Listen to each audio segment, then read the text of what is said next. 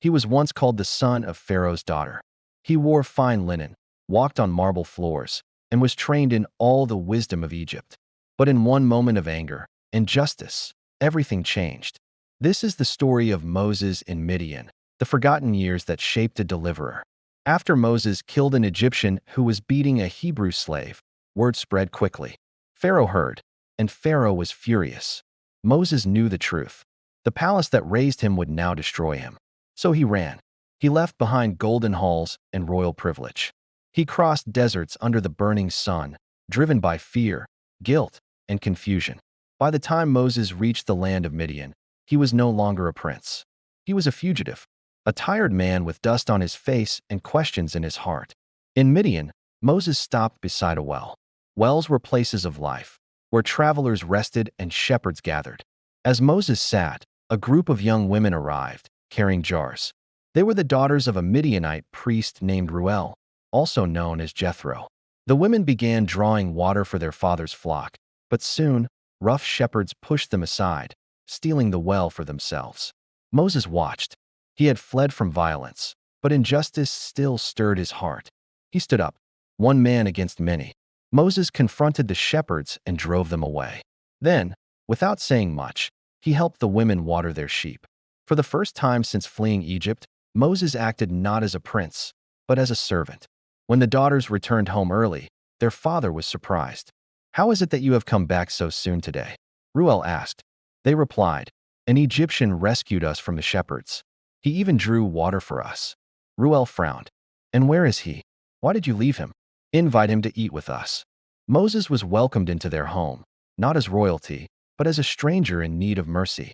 That night, for the first time in a long while, Moses slept in peace. Days turned into weeks, weeks into years. Moses stayed with Reuel and eventually married his daughter Zipporah. They had a son, and Moses named him Gershom, saying, "I have become a foreigner in a foreign land." Those words carried pain.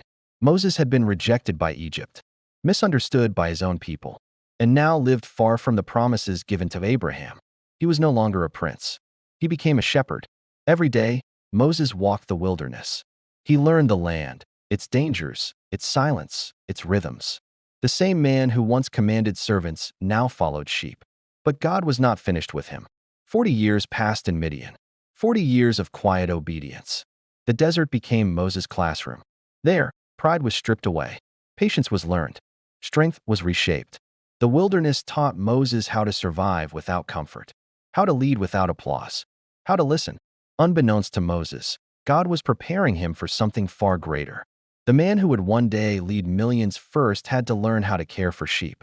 One ordinary day, Moses led the flock beyond the wilderness to Mount Horeb, the mountain of God.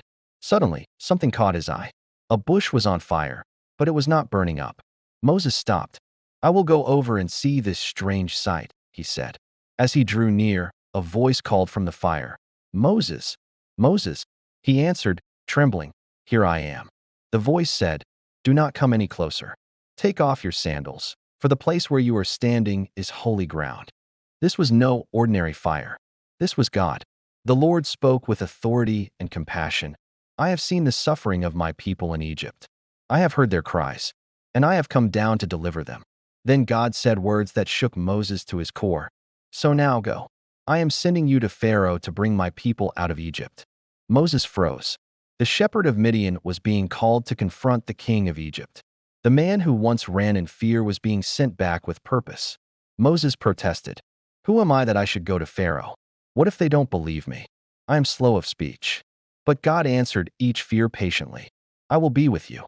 The God of Abraham, Isaac, and Jacob was not looking for perfection. He was looking for obedience. The years in Midian were not wasted. They were preparation. Moses arrived in Midian running from death. He left Midian walking toward destiny. What looked like a detour was actually God's design. The desert humbled him.